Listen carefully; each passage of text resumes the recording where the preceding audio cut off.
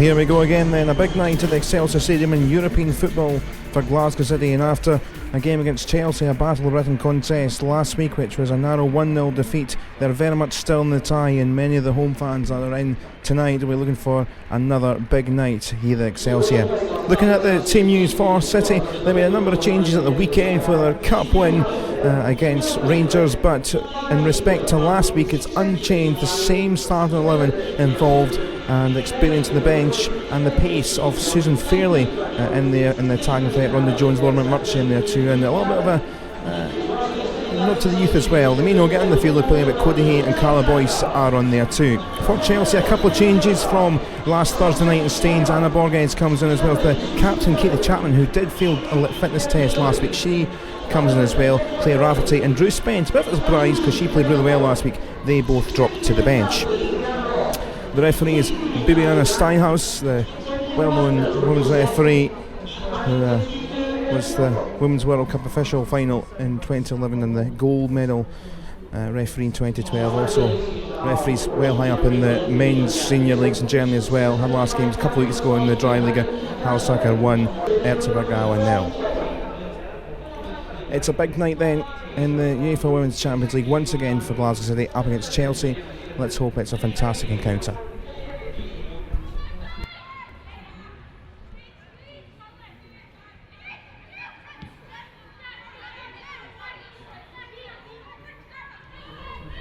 Blundell,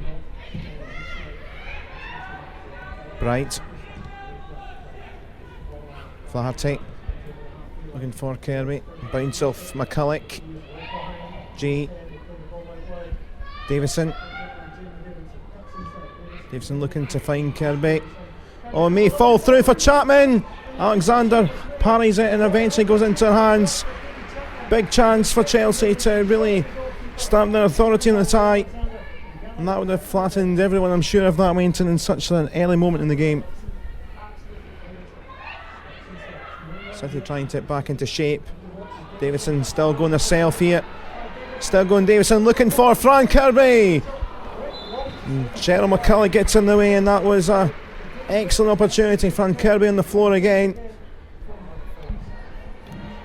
So all the orange jersey up again, including the two centre backs. Leah Nossie's fizzing ball. Sullivan trying to get something on there. Montgomery trying to get a foot in the right direction. Here's Rachel Corsie. Couldn't quite settle and get the ball down. Davison. Ball through for G. Aluko. This is dangerous for City. Aluko's still getting the time, and she fires into the net. She was almost silenced last week, but she's found a little pocket, and for Chelsea it may well be a tie-ending away goal. Aluko's 7th goal of the season in all competitions, and a wonderful effort, but given the time to curl it into the net past Lee Alexander. And you fear and say at 22nd minute of the game, is that it? It's G, it's over the bar.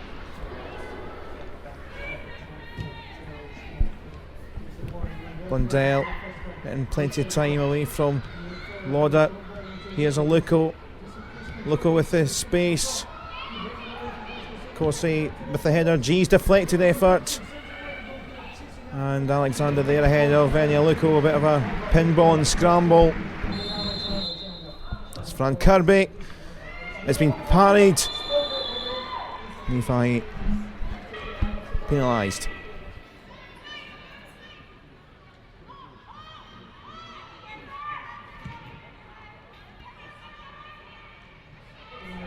Might fall here. Here's Shine!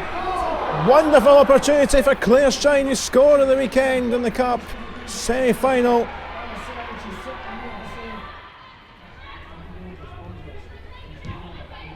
Ball through towards G again. Aluko in space in the box.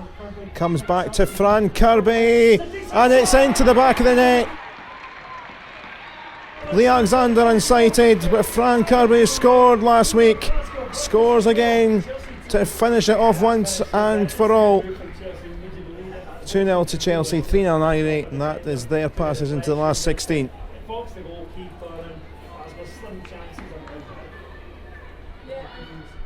Davison.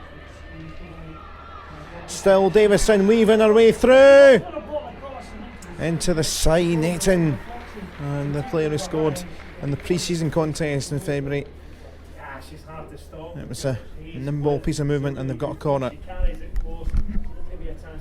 This time G goes short with Fahy. Now the second go at it. That's a fantastic header. Gilly Flaherty, who scored a number of goals from set pieces like that. That's her 6th of the season, and the player who was involved in Arsenal's Champions League run against Glasgow City a couple of seasons ago in the act again, and that's a 3rd on the night and 4 on aggregate.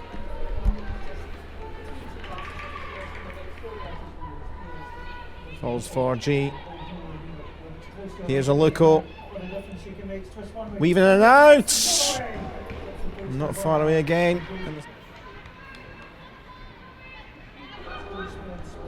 Bright runs into opposite number in Lauder. Davison, wonderful stuff from Davison, and the Alexander this time, fantastic stop. There Ross, and there's the header from Claire Shine. Half a chance. It was a very good delivery. Luco again. G. Luco. Chance for her second. She's put it wide of that right hand post. There was the moment. She's been threatening a few in the last few minutes. Taken to Fairley. Just a wrath of blue jerseys in the way. Lauder. Lauder might get another go at this. Abby Grant's there, and they just cannot score in this tie. Certainly came to her very quickly, but she can't believe it.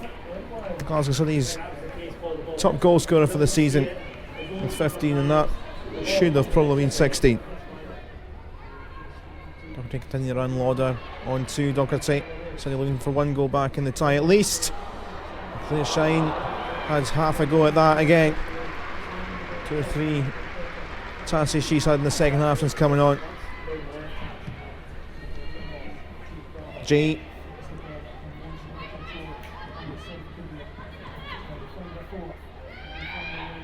It's Millie Bright. It's always rising. And it's over. And it's over for this season in the UEFA Women's Champions League for Glasgow City. Worked hard over the 2 legs and had 1 or 2 chances tonight, but the quality of the English champions just told through in the end in terms of the little space, little gaps. They took their chances. Enya Luco in the first half put things, you'd say, almost to bed before Frank Kirby getting in the act in the second half after scoring in the first leg before Flaherty made it 3-0 just after the hour mark. It's the end of the road in Europe for this season. Final score then, Glasgow City 0, Chelsea 3, and the away side go through 4-0 on aggregate. So we're after the second leg here at the Excelsior Stadium. Got plenty of reaction as well from both sides. Polly Elliott is alongside me now watching on this one. 3-0 in the end, 4-0 on aggregate. How did you see it? It was a tough night for Glasgow City. Started off very well actually. I thought the first 20-25 minutes was a pretty good performance actually, pressing the game high up the park. Looked like they could maybe cause some trouble, but then they got hit with a sucker punch, you know. It was a great goal actually by Aluko, probably one that was avoidable, but a great goal nonetheless, and from that moment on it was always going to be difficult. Second half obviously City, you know, they had to go for it a wee bit, committed some players forward, and it caused some problems for himself in the second half, but overall I think City made a good account of themselves over the 2 games. Probably unlucky not to get a goal tonight as well, but you know, Chelsea did well and probably deserving of a good result they got tonight. You touched on Enya Luca's goal, got the goal scoring charts going in this second leg in the first half. Also goals from Fran Kirby and Flaherty as well in that second period, and certainly Kirby in the act game with another decent finish. Yeah. she's such a good player. And on the first leg especially, I thought she was absolutely phenomenal. And just the movement off the ball is incredible. She's a special player. A look as well on the left hand side. She just seemed to find so much space so often, and it caused Glasgow City all sorts of problems. But a special mention for Davison. I thought she was absolutely exceptional tonight, possibly the best player in the park. And every time she got the ball, she ran up the park and just caused so many problems with her sheer pace. These three players in particular, I thought were really, really different. Probably the difference between the sides in the end. So that was the difference between the two sides, as Paul said there, 4-0 on aggregate. In the way forward, I know maybe the draw was a little bit unkind in a way with Chelsea being unseeded. Where can they close the gap between them and Chelsea, bar the obvious sort of full-time chatting and the like? Yeah, well, to be honest, I think there's only a few players in it. There's a few really special players in this Chelsea team. I think there's a difference between Chelsea and PSG. We've seen PSG last year and their whole team was just absolute class from front to back. Chelsea, I think they've got maybe 4-5 really top quality players. City, they've got a few as well. There is a bit of a gap there, but it probably is just time on the park. Managing to train more, getting a certain level of professionalism that just you can't really attain when you're a part-time club. I don't think the gap is that massive, but when it comes down to it, you've got players like Frank Kirby and Davison that can really change the match, and that's kind of been the difference over the two legs, I would say. Well, with one look ahead into next season and look at the positive, Glasgow City are straight into the knockout stages again.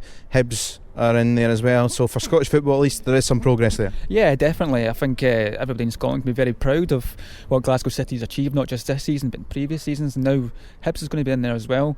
The more Scottish clubs we have competing at this level in football can only be good, and it's only going to raise the game overall. Hibs are going to have to develop some players to move into the competition next year, and who knows what they can do. City will be there again, competing at a high level once again, and as I said, it's only good for Scottish football, it's only good for the profile, and the more time these players have in the park playing at this level can only be a good thing. And very finally, more in the immediate next few weeks, we were at the Cup semi-final at the weekend. City are in action against Hibs with that in a couple of weeks' time or so, but there's still 2 league games left and they can seal the title once and for all on Sunday. Yeah, and they'll be looking forward to that. Tonight's been a hard one for them, but they'll go on to the game on Sunday, and if they can get a result, they win the league, and that'll be a party for them, and spirits will be high again, and it's deserved because it's been a tough campaign. Hibs have done really, really well this season, pushed them all the way. Glasgow City, it looks like they're going to pull through. They are going to pull through. They are going to win the league this weekend, probably, and they'll enjoy it because it's well deserved. Okay. Well, thanks very much for your thoughts, Paul. Always a pleasure. Well, it's out end of the road for Glasgow City this season, but a valiant performance against Chelsea, but they're straight into the knockout stage for next season's Champions League campaign. We're back with highlights for the game against Aberdeen, where a point, but probably 3, you suspect, against Aberdeen will be around the corner, which will seal the title. Do join us then.